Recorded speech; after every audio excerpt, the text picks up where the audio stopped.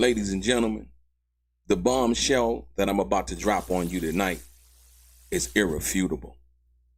Nobody has ever done this on the internet in regards to the Tupac situation. Timelines don't lie. I'm going to show you something that you've never seen before, should I say. Ladies and gentlemen, as I always say, let's get into some of this straight game. Life is like those cards. It's not what you dealt, but how you play it.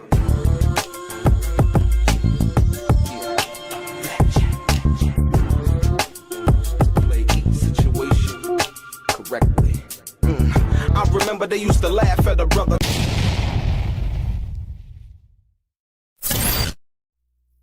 Welcome back, guys. Welcome back. It's your boy Delray Richardson, platinum artist, platinum songwriter, Straight Game TV. Thank you for tuning in. I appreciate your time. Thank you.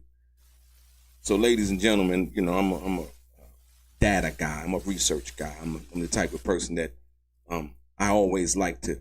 I like the math to add up, right, to what it's supposed to add up to. I'm gonna show you something that nobody's ever showed you about this Tupac situation before. This is exclusive. You're gonna see people try to. After I do this, you're going to see people try to go on their channels and try to recreate this, if you will. And I can understand why. Like I said, a lot of people, they've been paying attention, but they really haven't been, they've been listening to respond and not to understand, if you will, right? So I want to take you to the MGM Grand. I want to take you to Vegas. If you would lend me your mind, I want to take you on this journey. I want to show you in this time period. I want to show you. I'm going to contrast what Reggie the Rat Wright Jr. told the grand jury, right? When asked about his whereabouts and going to the MGM Grand. And I'm going to give you the conversation. And once again, you're going to understand the timeline. The timeline. And this is, you can tell that when I give you this is not Monday morning quarterbacking from a perspective of, oh, somebody said something. This conversation is very detailed. It's very detailed oriented. And me looking at it, once I looked at it again, I was like, hold on. Then I looked at this transcript and I was like, whoa, hold on. How? And the excuse that was given, but the admission that was made in regards to where someone was. Like I say, ladies and gentlemen, I like to, Fatima. What's up, Fatima? Always a pleasure. Who's that? Daredevil, what's good? What's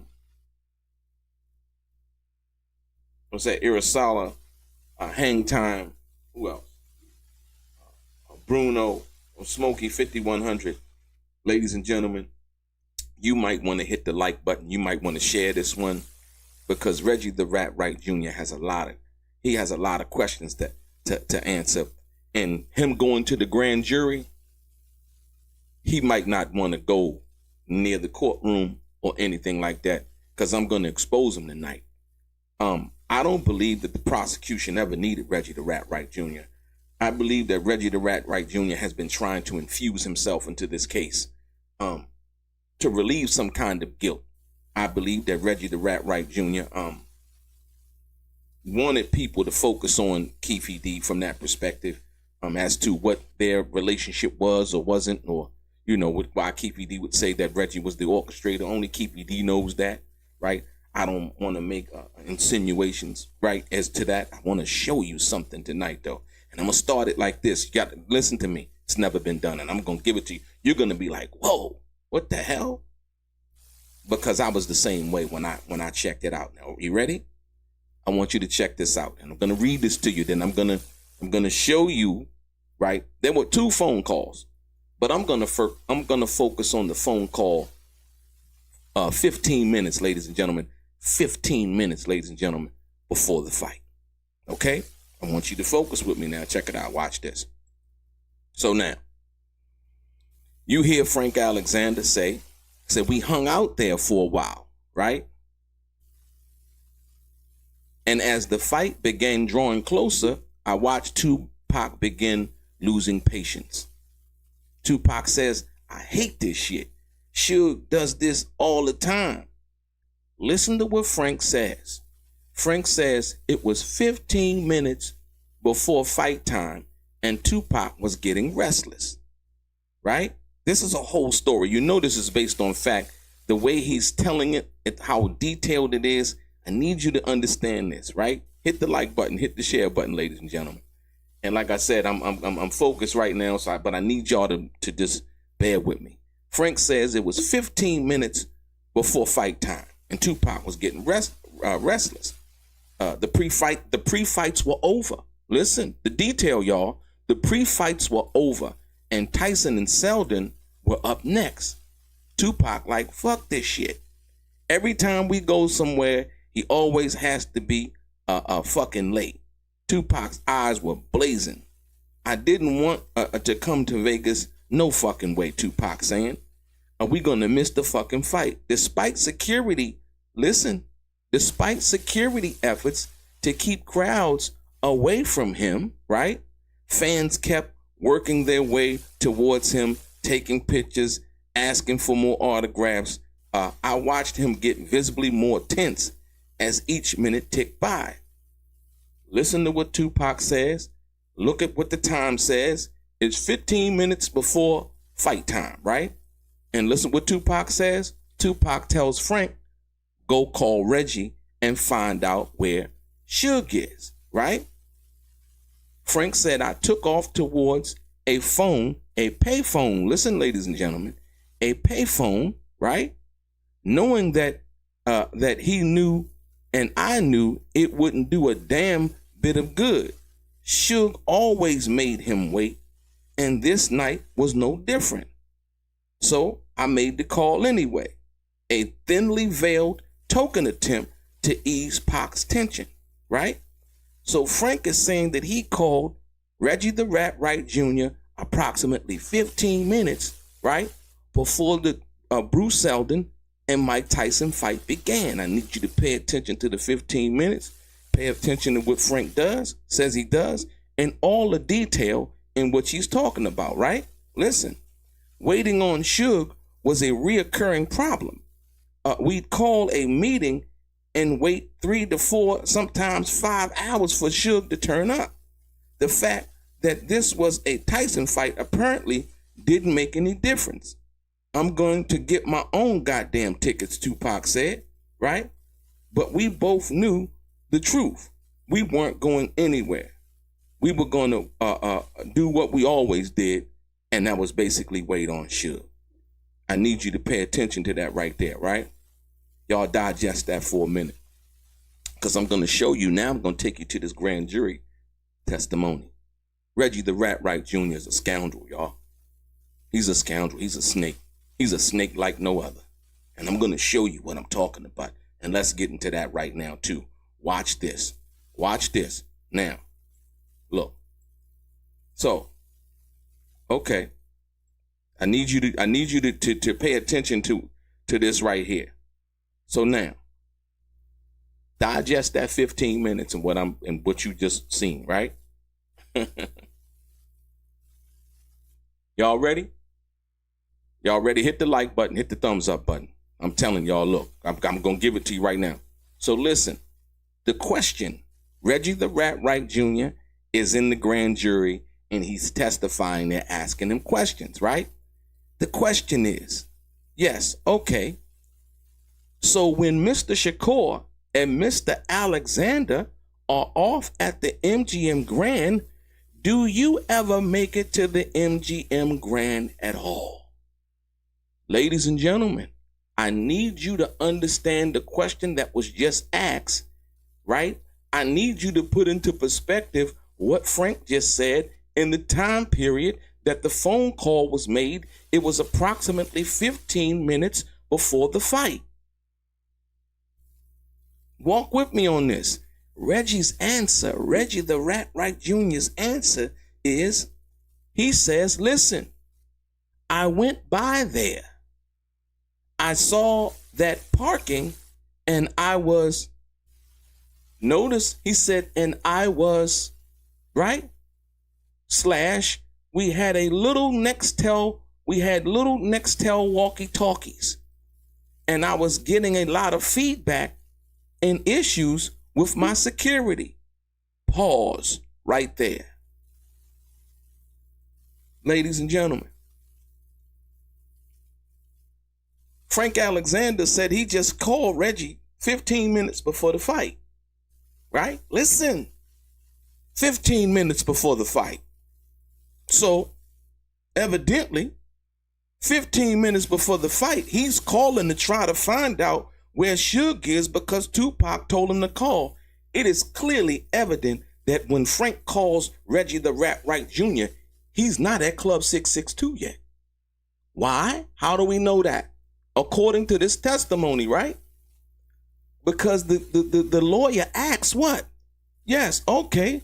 So when Mr. Shakur and Mr. Alexander are off at the MGM Grand, do you ever make it to the MGM Grand? Remember, Frank and them there, waiting on Suge, calling Reggie. Frank relays a call 15 minutes before the fight's about to start. So where the hell is Reggie at? Right? Another thing that's revealed. Reggie the Rat Wright Jr.'s response is what? After the lawyer's asking him, did you ever make it to there? He said, I went there, saw that parking, and we had little, and see how he skips from about to say something, but then he says, we had little Nextel walkie-talkies, and I was getting a lot of feedbacks and issues with my security. Pause right there. Didn't Frank just call him about 15 minutes ago? So you got to know he's not at Club 662 yet. He said he stopped by there. He stopped by the MGM Grand. He knows that Tupac, according to Frank, is looking for Suge, right? But another thing is revealed, ladies and gentlemen, the walkie-talkies. Remember, for 27 years, Reggie the Rat Wright Jr. was saying that the Nextel walkie-talkies did not have the Nextels didn't have the walkie-talkie features. Once again, he is in the grand jury giving testimony that we had little Nextel walkie-talkies, ladies and gentlemen. This motherfucker been lying for 27 odd years, y'all. He been lying all of this time. But pay attention to the 15 minutes. The 15 minutes, ladies and gentlemen. The question, yes, okay. So when Mr. Shakur, Mr. Alexander are off at the MGM Grand, do you ever make it to the MGM Grand? So in the time period that Frank called him, which listen, the 15 minutes before the Mike Tyson fight was about to begin, right? That 15-minute window, right?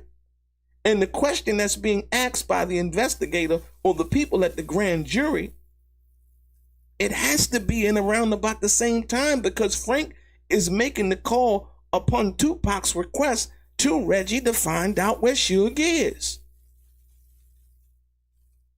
He says, yeah, I went there, but then also check it out. Not only that, he says, and I was getting a lot of feedback and issues with my security. Would that happen to be Frank Alexander? Because Frank said 15 minutes before the fight, who did he call? He called Reggie. 15 minutes before the fight. So where was Reggie at? Because he wasn't at Club 662. Because he just said, look, hey, I stopped past there. I seen the parking. And see, this is another lie. And I'm going to tell you why. When you go, because I go to Vegas a lot. When you go down Flamingo and you look at the MGM Grand, you don't really see no parking. Either it's valet in the front of the MGM Grand because it hasn't changed, or in the parking lot. And you really can't see the parking lot. And, if it's full or not, you got to actually drive up in there to actually see what's going on. Right? So in that 15-minute window that Frank says he's called 15, it's 15. Tupac saying, man, we're going to miss the goddamn fight. I get tired of this shit. I ain't want to come to Vegas no way. This 15 minutes. So in the 15 minutes before the fight, so he's saying, okay, Frank and, the investigators say Frank and Tupac are down at the MGM Grand. Do you ever make it to the MGM Grand at all? I went there, saw that parking, and we had Little Nextel walkie-talkies, and I was getting a lot of feedback and issues with my security. Wasn't Frank one of those people calling him on the phone?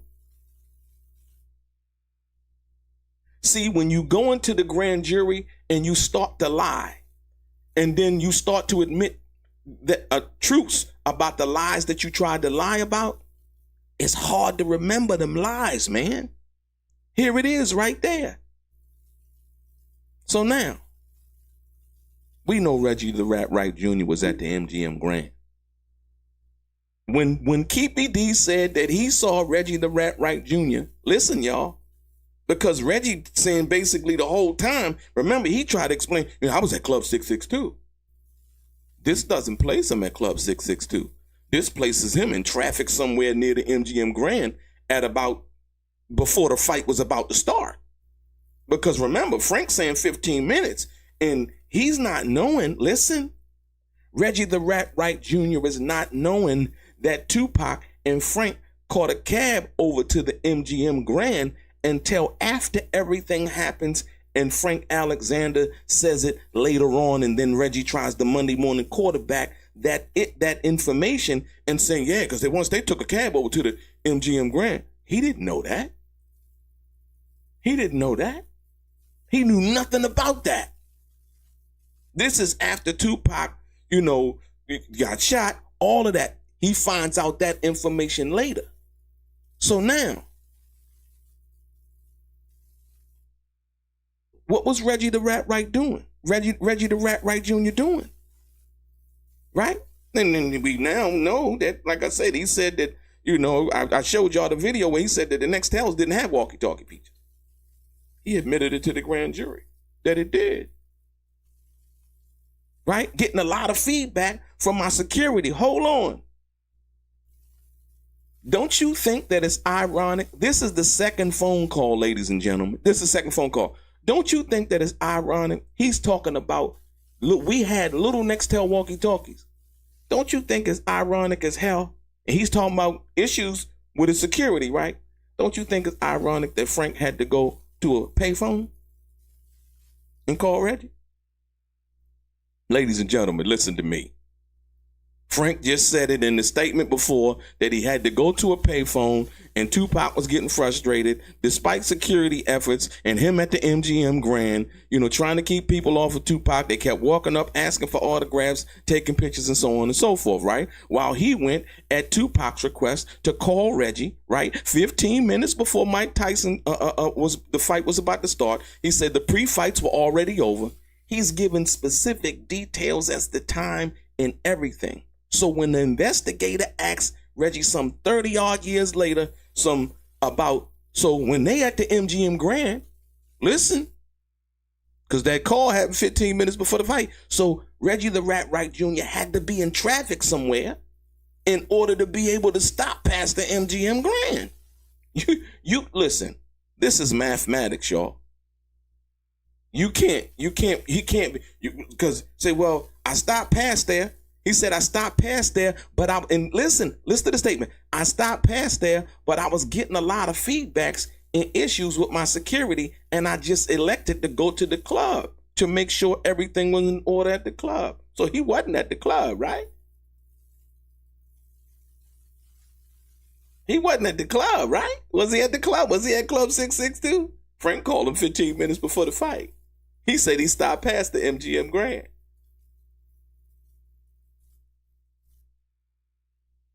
Where was he coming from? Where was he at? Keefy D said he seen him what? I seen him in the entourage right before Keefy D them said the shots went off as they riding down. He seen them in the entourage of cars, seen Reggie. Now, once again, listen to what I'm telling you. So nobody's seen Reggie go to the MGM Grand and stop past there, whatever. This is his testimony that he did that. We know he ain't at Club 662. Now, this is prior in around the time before the time the fight's supposed to start, right? Right? So now, when Keefy D says he's seen Reggie and the entourages, they about to ride up and, handle their business and do what they do. You think that that's far-fetched? If the investigator is sitting here asking this guy what? So when Mr. Shakur, because listen, you got to understand, how does Reggie even know that they're at the fight? Frank calls him and asks him, where's Suge at? So Reggie, he gets the drop. He knows, Tupac and Frank at the fight, they waiting on Suge. So he knows because Frank called him and asking him, yo, where's Suge at? So we know that, but this is 15 minutes before. So when the investigator said, well, did you ever make it down to the MGM Grand at all? Yeah, I went there. So it had to be within that 15-minute window, y'all. It had to be. It had to be. It had to be in that 15-minute window. What was Reggie the Rat Wright Jr. doing? See, because he told the world so far that he was, I was at Club 662. Now, he didn't, listen, because the whole story that he's been telling is that I was at Club 662. He gave no, I did this, I did that, I was that, I got a call from Frank. He lied and basically said that he got a call from Tupac, and Tupac complaining about Frank being on him and saying what, y'all?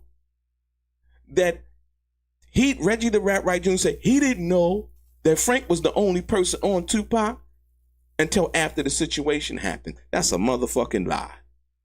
This right here proves it. This right here proves it. Right? But look, let me show you something. If you don't believe that one, believe this one. Look. This is the call from earlier in the day.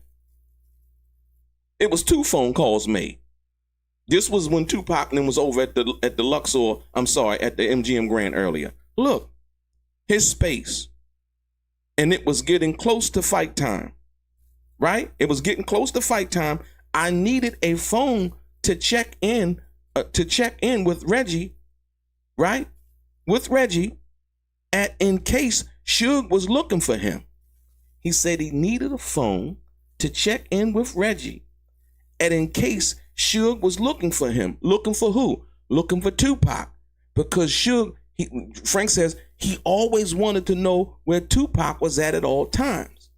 Frank said the fucked up thing was, I didn't have my security staff MO cell phone. The same cell phone that Reggie the Rat Wright Jr. is now testifying to the grand jury about. That he denied when Michael Moore said that he got him. Frank didn't have it. He said, I didn't have my security staff MO cell phone while I was on vacation. Kevin Hackey used it, and since he and Reggie were fighting, I didn't have it on me because Kevin wasn't coming to Vegas. Reggie lied about that. Frank said specifically on point that Kevin Hackey wasn't coming to Vegas. Listen, Frank said, I couldn't believe I'm rolling with Death Row's $1 Million Boy, one of the biggest rap stars in the world, and I got to use a payphone. I must have left him for about a minute, long enough to leave Reggie a message, listen, from a public phone a couple of feet away before making my way back to the table, and Tupac wasn't there, ladies and gentlemen. That's the first phone call early in the evening. Let's get back to here. So there's one phone call in early in the evening. Frank says he leaves a message, right? There's another phone call, right? The 15 minutes before. Listen. So the communication was shit all the way through. But this 15 minutes right here, Reggie the Rat said he stopped at the MGM, but he said, because of traffic, I didn't, the parking. What do you mean? You can't see the parking from the streetway if you're going down Flamingo, ladies and gentlemen. You got to pull up into the MGM Grand, and then you got to go through that little what's name and turn left up into the parking structure to see the parking.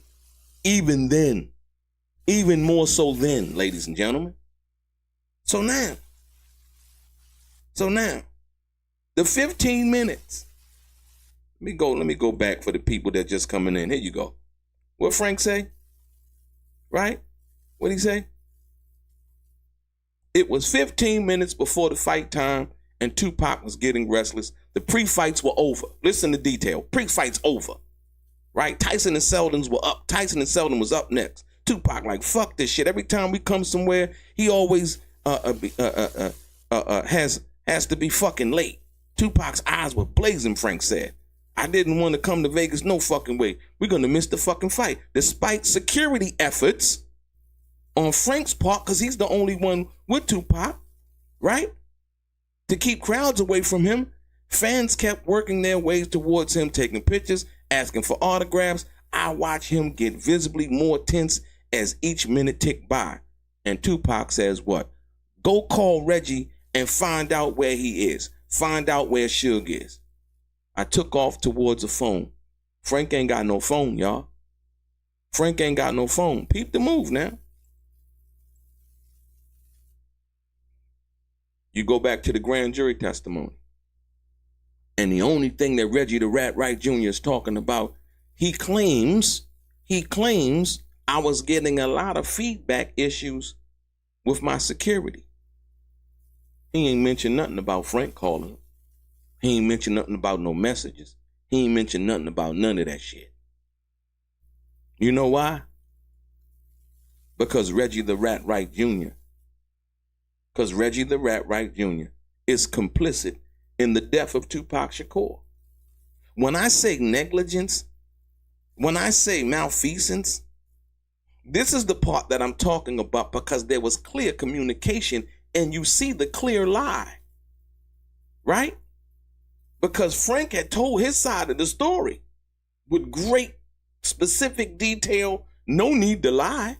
Why? He didn't have to, right?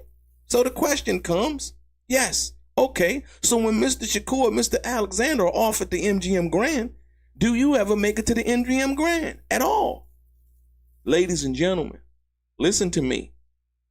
Reggie the Rat Wright Jr. wouldn't have known when Tupac and Frank were at the MGM Grand because Frank didn't have no radio. Frank didn't have no radio. Michael Moore had already been pulled off. Reggie the Rat Wright Jr. had already pulled Michael Moore off and sent him down to Club 662. Reggie's still in the streets. How we know he's still in the streets? He ain't at Club 662 because he tell it right here through the testimony to the grand jury. Right? Did you ever make it to the MGM Grand at all? Oh, I went there. I saw the parking. We had these little Nextel walkie-talkies. And I was getting a lot of feedback and issues with my security. And I just selected to go to the club to make sure everything was in order at the club.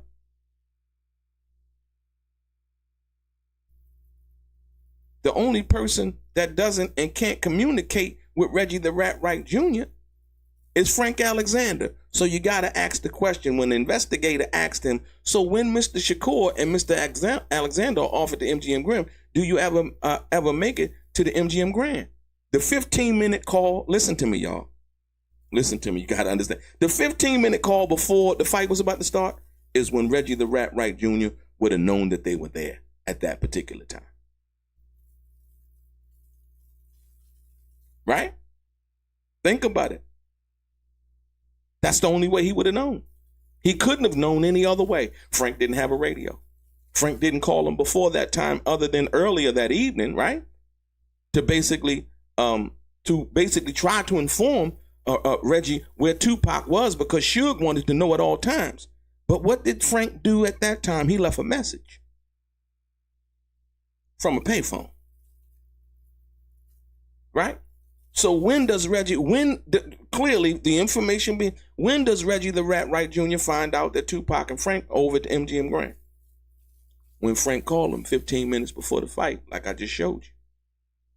So now, in between that 15 minutes, Reggie has to go because he's out in traffic. You see, he said, I went by there.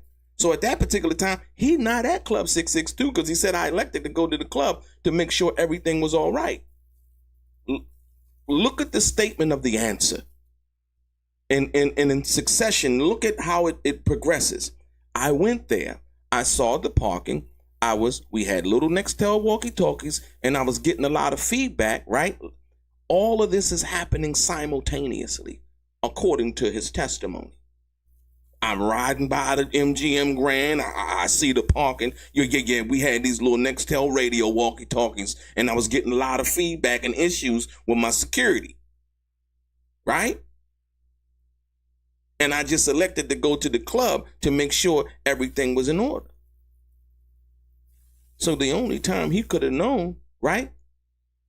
The question is, so yes, okay. So when Mr. Shakur, Mr. Alexander are offered to MGM Grand, do you ever make it to the MGM Grand? The testimony before this is Reggie the Rat Wright Jr. explaining what Frank talked about openly, I believe in his book and as well as in interviews. What did Frank say? Frank explained how he and Tupac got to the fight. How did they get to the fight? They caught a cab. Reggie the Rat Wright Jr. didn't know that at that time. He didn't know that they caught a cab until Frank said that.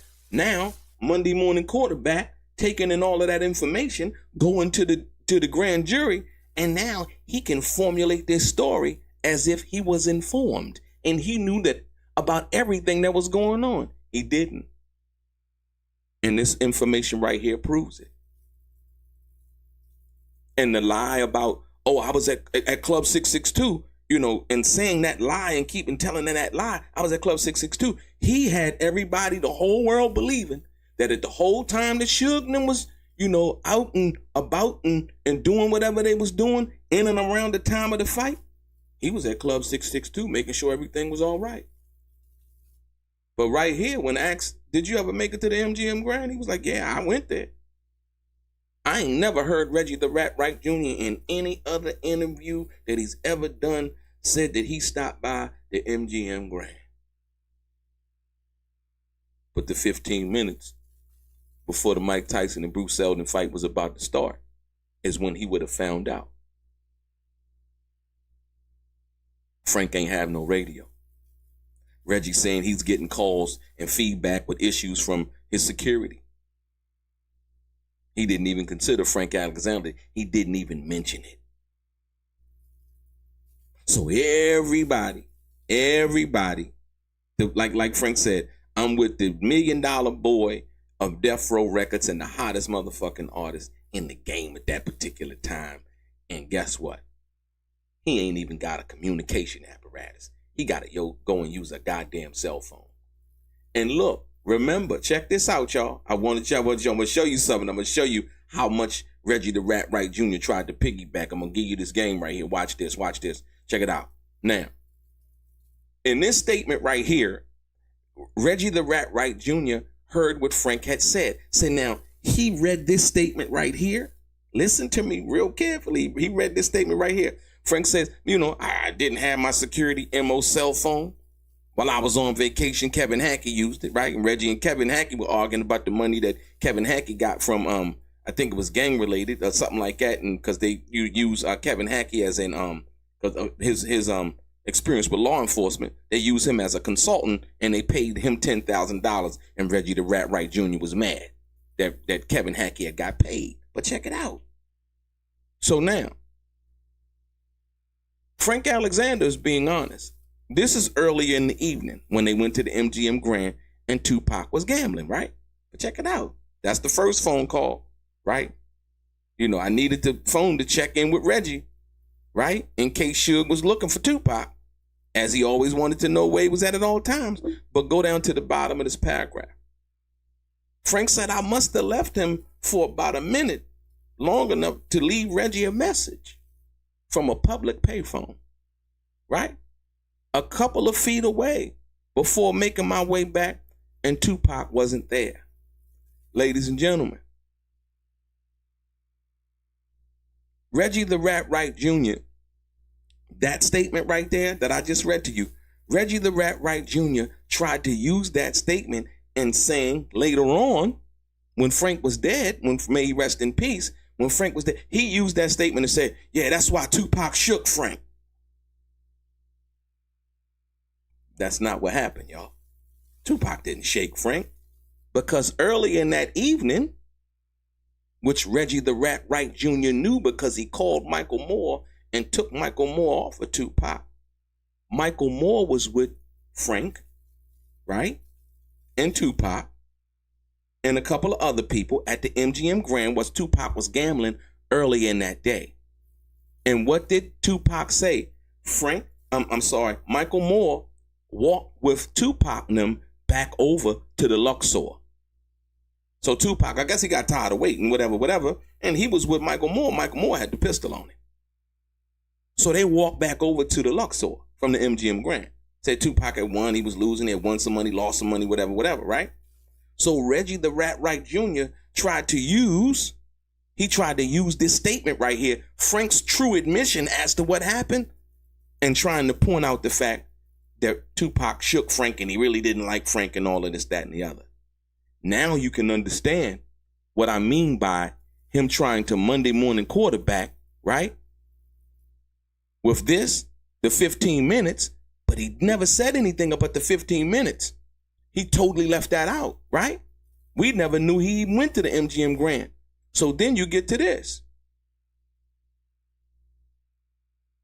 Because he was talking so much and acting like he knew what was going on at the time, the investigator was forced to ask him. He was forced to say, hey, yes, okay. So, now that you know, because he told him that, oh, yeah, Frank and Tupac got tired of waiting for Suge, so they took a cab over to the MGM Grand. See, that was his statement. But he got all of that information from Frank Alexander in his confessions in his book and all of the other confessions that he made, but mainly in Frank's book.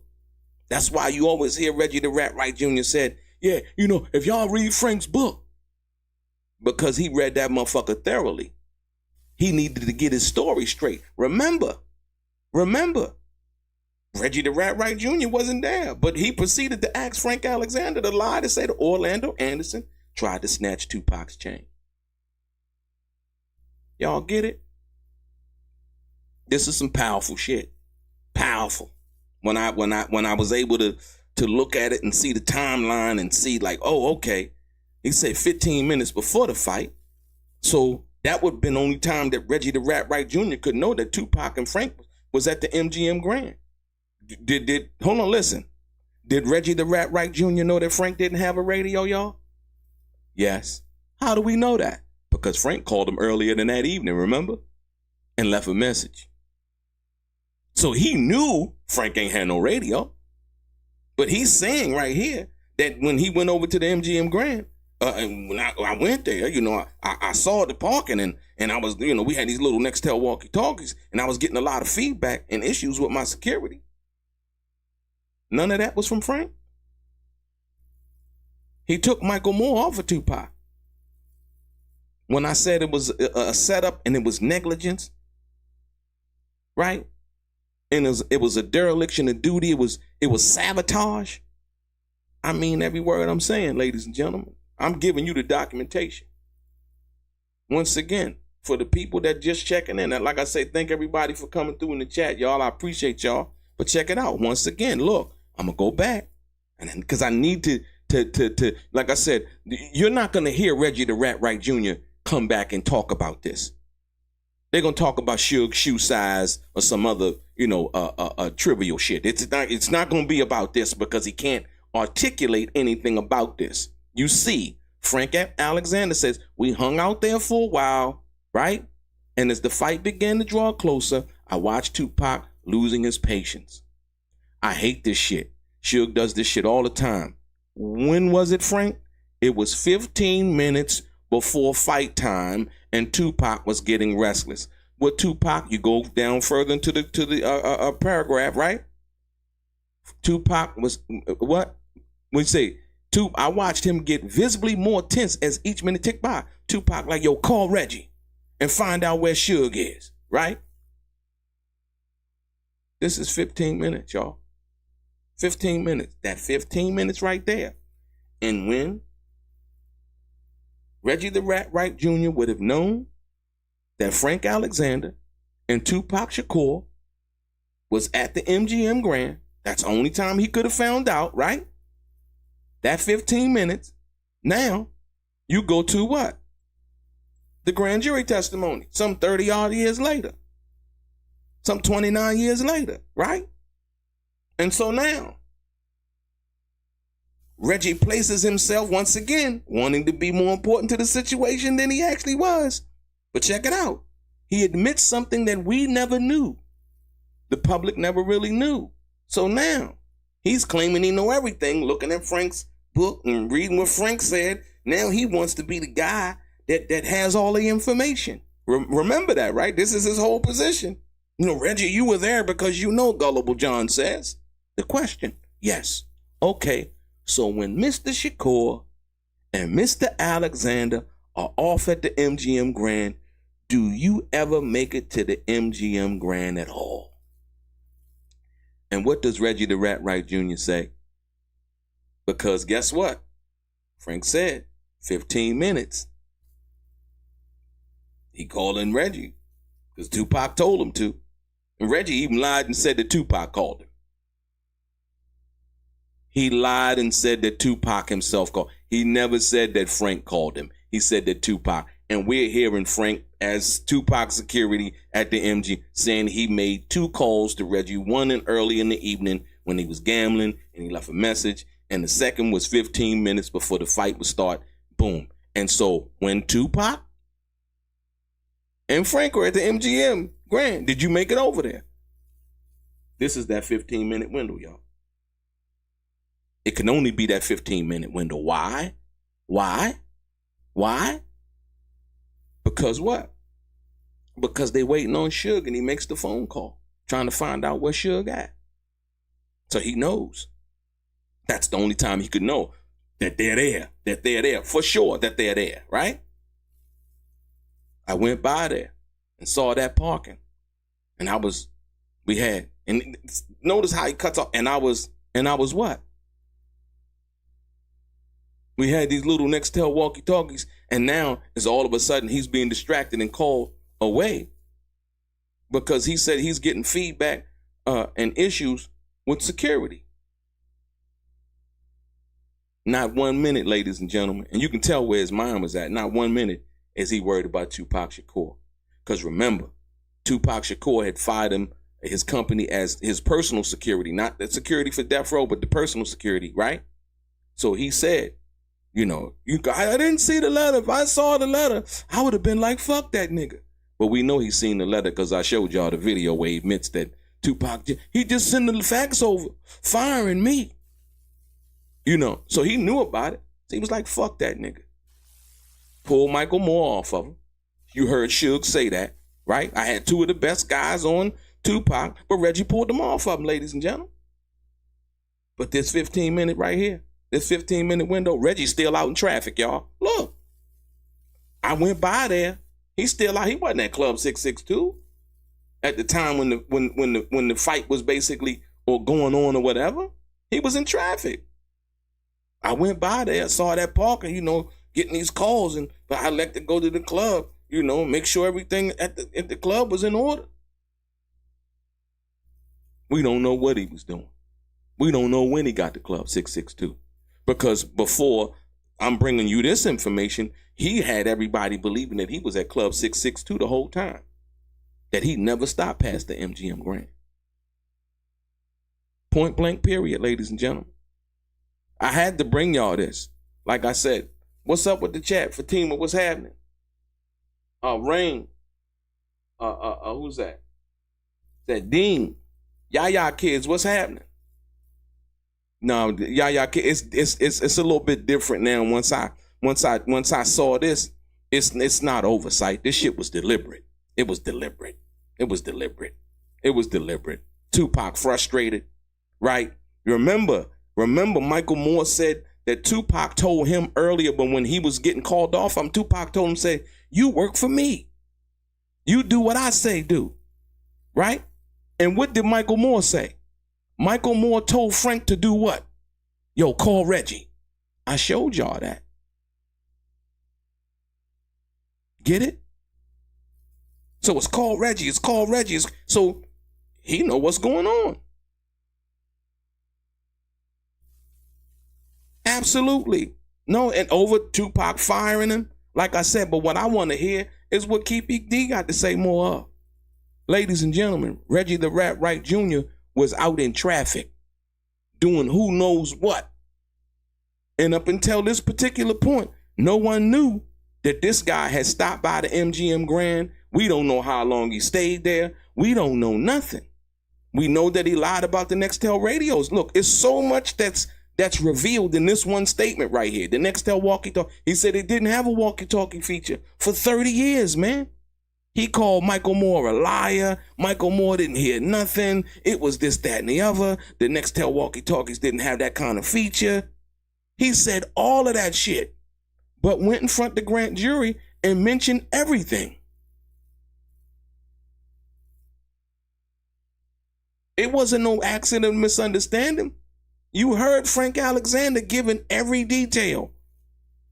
Pac was like, I ain't want to come to Vegas no fucking way. Right?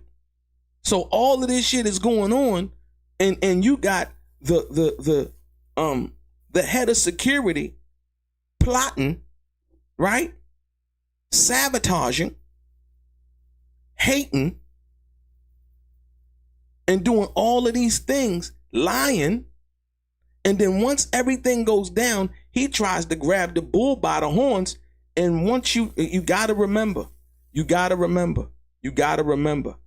after the situation goes down and they're at Suge Knight's house, is Frank Alexander, Suge Knight, and Reggie the Rat Wright Jr. And Frank is basically saying, because Suge is asking him, Frank, hey, what happened? And Frank looks at Suge and tells him, I told Reggie we need more security. Suge saying that I told Frank to tell Reggie. It happened. Frank told Reggie that shit. He didn't send anybody. And then Suge turns to Reggie the Rat Wright Jr. and said, Reg, what happened? And he blames it on who? He said Al Giddens. Remember, he said that. Frank is saying, he said Al Giddens in charge. He was a supervisor. Ladies and gentlemen, we know that was an attempt to pass the buck. Why is that? Because Reggie the Rat Wright Jr. says in this statement right here that he was getting what? I was getting a lot of feedback and issues with my security. How in the hell was that Al Giddens' fault? He's sitting here telling us that he's getting all of the feedback. He's getting the communications from the people who got communication apparatuses, these Nextel walkie-talkies. He's telling everybody that. But like I said, ladies and gentlemen, more importantly, we know now when Reggie the Rat Wright Jr. found that Frank Alexander and Tupac Shakur was at the MGM. We know when he found out, 15 minutes, and around that 15-minute window before the fight. We also know now what? That Reggie the Rat Wright Jr. was in traffic. He wasn't always at Club 662 like he has been confessing for the last 20 some odd years. I was at 662. I was at 662. I had to get the club straight because they was right? Nah, he wasn't at Club 662 for the whole night because he went by the MGM Grand and he was out in traffic at the time that Frank actually listened. He was out in traffic the time that Frank called him within that 15-minute window. How we know he was out in traffic? Because he had a chance to go by there. When what? What the investigator asked him? So when what? So when Mr. Shakur and Alexander offered the MGM Grand, when they offered the MGM Grand and he knows it, right? Do you ever make it over there? Yeah. How did he know that they're there? Because Frank called him. It's just as simple as that. So when you hear a Gullible John and Reggie the Rat Wright Jr. do videos, you're never going to hear him say anything in regards to what I'm saying in regards to that. He can't.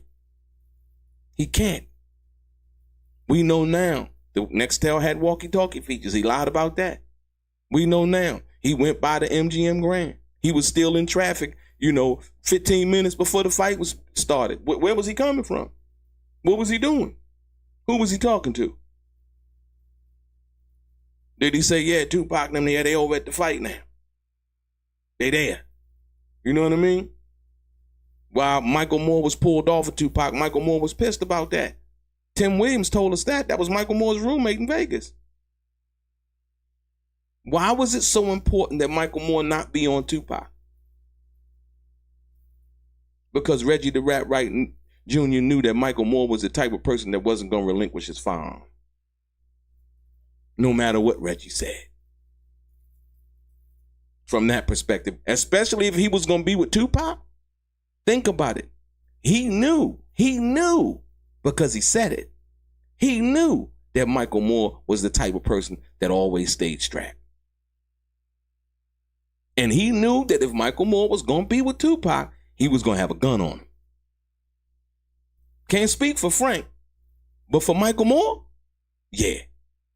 So I got to call Michael Moore down to to Club 662. And yo, take your gun off you.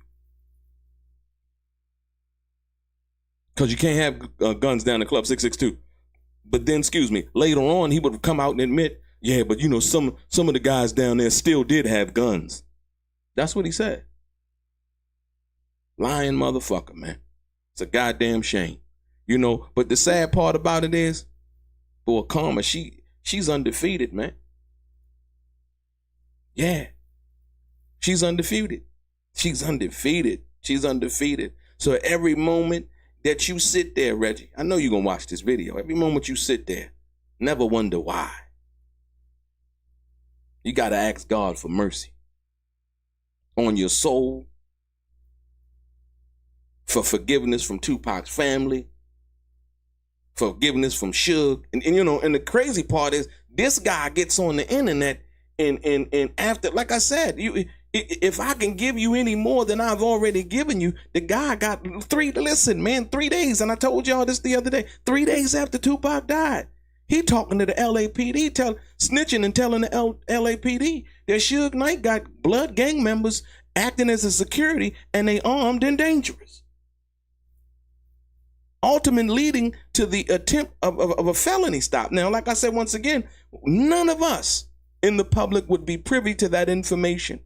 But the LAPD went live with that information and also put that in a newspaper article, ladies and gentlemen.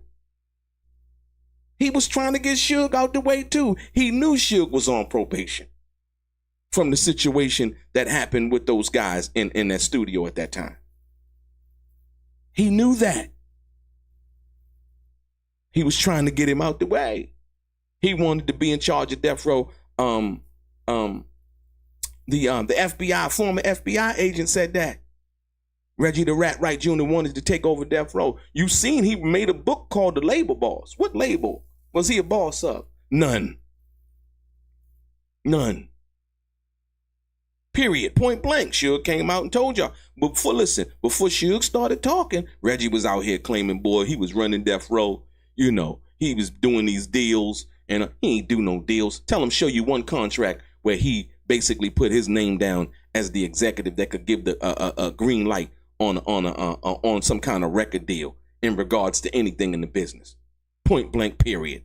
He did not have that signature power. He did not have that power of attorney. But he wrote a book called, what is it? Something of a label boss. Ain't no label boss.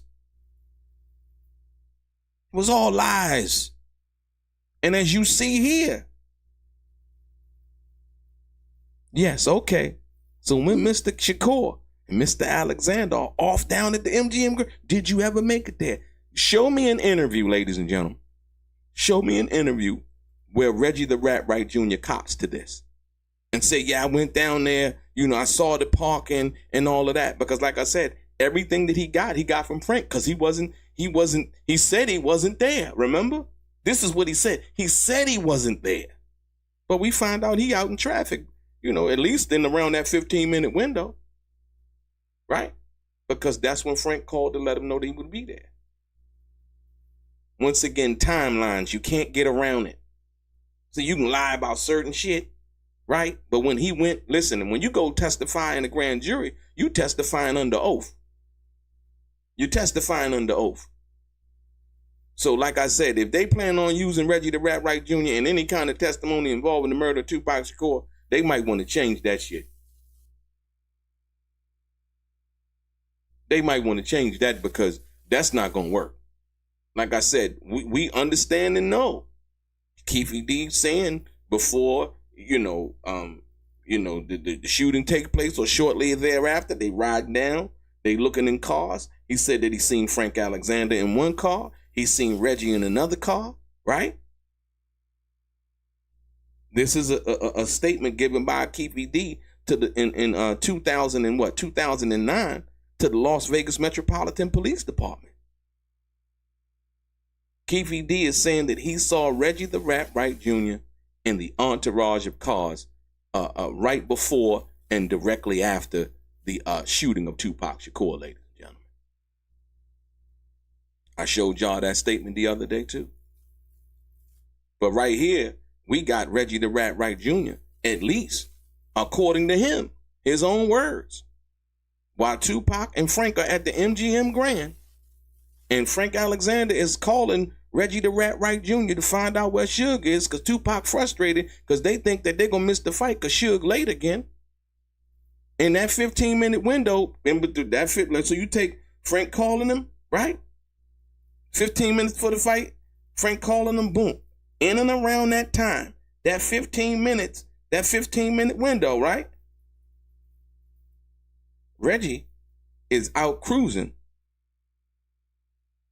And he said he'd go by the MGM Grand. So what was his real intentions? What was he doing? Right? He had no ticket. I rode by there. For what? What was he doing? You got to ask yourself that question. I rode by there, but I seen the parking and I was getting these calls. And did he get the call from Frank Alexander? He never talked about that. He never mentioned that. But he lied and said that Tupac called him. Right? Ladies and gentlemen, in this same grand jury testimony, Reggie the Rat Wright Jr. lied and said that Tupac called him. And he told him something in regards to all of the other guys, the security guys, right? Were at the club. Right?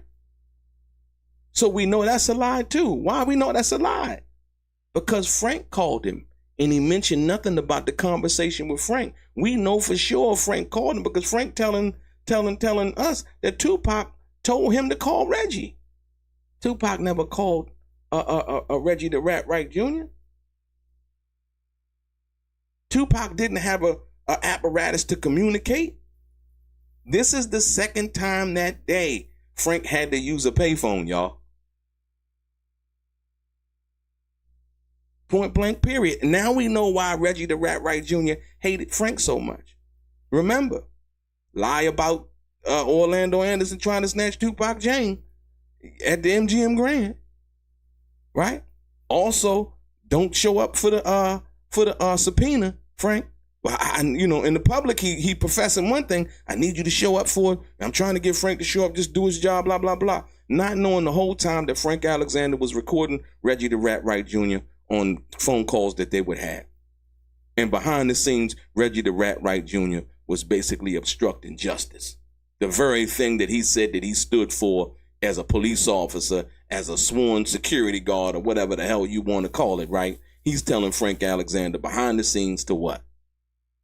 Frank, if you duck the subpoena and you don't get subpoenaed, everything should be cool. This is one of the most conniving motherfuckers that I've ever seen in my life. Point blank, period.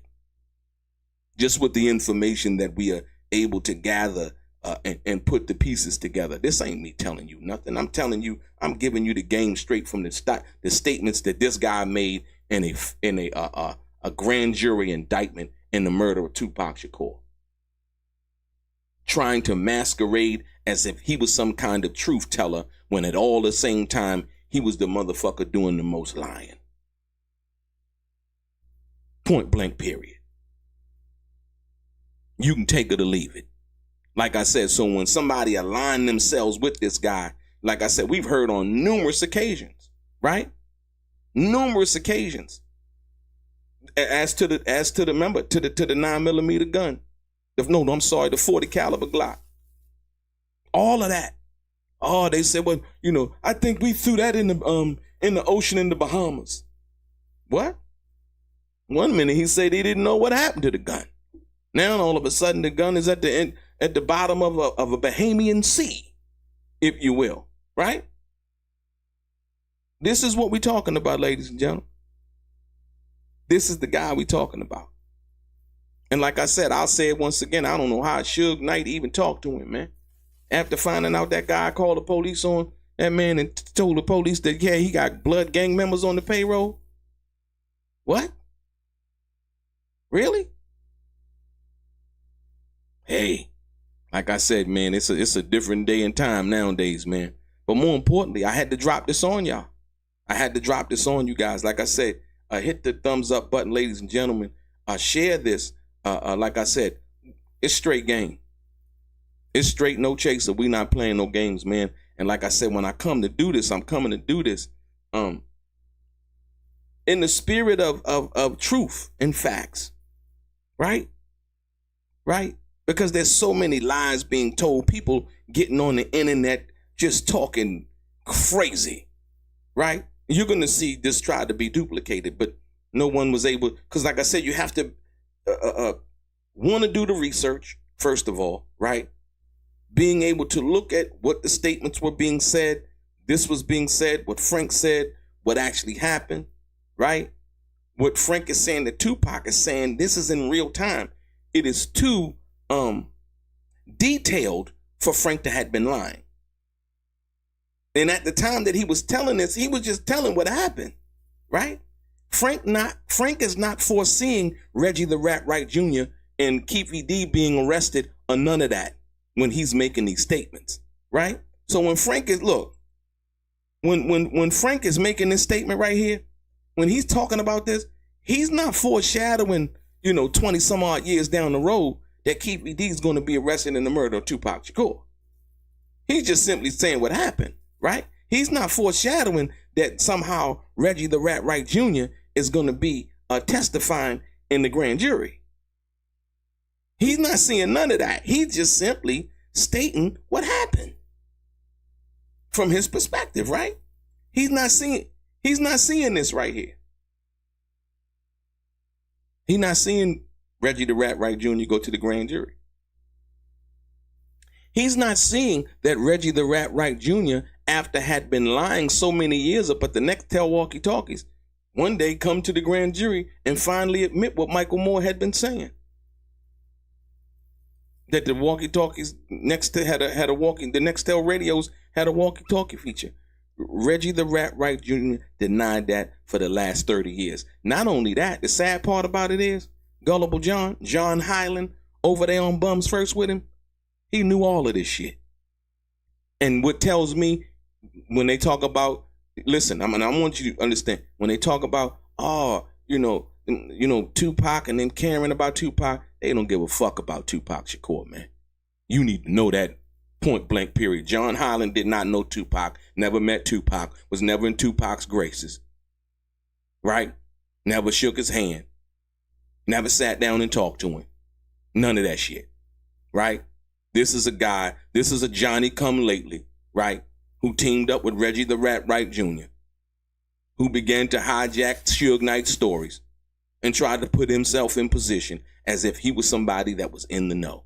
I knew he wasn't in the know when me and the Art of Dialogue came out and we did the video about the contract and wherein that Tupac wasn't actually signed to Death Row. Yeah. Oh, I knew that then. I was like, he didn't know. He didn't know. A lot of people didn't even know. You know what I mean? And so when we came out with it, he was like, who is this guy? He's the groupie. He's the, the name calling and shit. Once them facts start to drop, they try to go back to the elementary school tactics. Look at his tennis shoes. What are those? That shit don't work. You know what I mean? Nigga, I got Tootie Tucks on because I'm stacking my motherfucking chips. Yeah. You know what I mean? I ain't trying to, my name ain't Jack Strong. Everything I got, I ain't got it on. You know what I'm saying? And so now, when you understand that, right? the posturing, the lying, the so much so that he wanted to posture about checks. Reggie the Rat Wright Jr., John Holland over there talking about, yeah, I'm getting royalty checks. John, yeah, you could cover up the amount I made, because I don't want them to be mad at me. Gullible John forgot to cover out the main line of how much the check was. Motherfucker was for $115. When we exposed that, he was like, that was the wrong check. That was the wrong check. That wasn't the right check. John, could you do a do-over? Could we do a do-over? Could you do that again? Could we make another presentation about that? No. You should have got it right before you put it out there and make it a more professional presentation. But that's not what he's into. You know what I mean? A lot of people in the side shows and performances, but they lack substance, if you will. This is where we are. So y'all see it. The 15-minute window, ladies and gentlemen. The 15-minute window. Frank say 15 minutes before the fight time, right? What does investigator ask Reggie? Before Mr. Shakur, Mr. Alexander down at the MGM Grand. You know that now. Oh, so do you ever make it down there at all? Yeah, I went by there. How did he know? Because Frank called him and told him. He's still out in traffic. He got the whole world believing, I was at Club 662. I wasn't nowhere near it. He's lying. We know that now. Factually established. Point blank period. Through his own words. Did the Nextel radios have a walkie-talkie feature? He lied about that. We know that now. He admitted it to the grand jury. Yeah, it was $115. Big Money Music. It was a real, $115. And when it got exposed, he was caught up. He was caught up. So like I said, ladies and gentlemen, I appreciate y'all time. And I mean, like I said, this information right here, when you sit back and you digest it, there's no moving around this. You can't duck and dodge and play games and be like, yeah, John, show them this, because they don't know. No, you can't do it. Because once again, he told everybody, the whole world, he was at Club 662, y'all. So when you begin to sit down and you might want to get some coffee or tea, if blowing some trees is your thing, kick back and watch this video and push it off to your partner, your friend, and be like, look, man, this what really is. And you can't get around it. You can't get around it. So like I said, I appreciate you, ladies and gentlemen. I appreciate each and every one of you guys. Thank you for tuning in. Thank everybody in the chat. I appreciate y'all. Like I said, your boy Delray. Straight gang. They said Tupac was untouchable, but behind the walls of Rikers Island, he was just a man, wounded, watching his back, and wondering who he could trust. He survived bullets, betrayal, and isolation behind bars. But what happened inside those walls has never been told until now. In the darkest corner of Rikers, he found betrayal and a brotherhood no one saw coming. These dudes smiled in my face, then flipped and tried to kill me, and I never saw it coming. They were Puff's security, Biggie's muscle, Henchman's people, and Tupac knew exactly who sent them.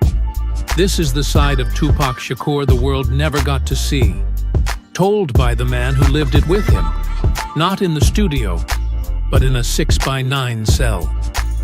The rap battles, sex and drama with female guards, the tears, the silence after Jada Pinkett's visit, and the moment Tupac almost broke. Before Death Row, before All Eyes on Me, before Machiavelli, there was Rikers. Behind the Walls with Tupac Shakur, available now on Amazon. Get your copy. Learn the truth.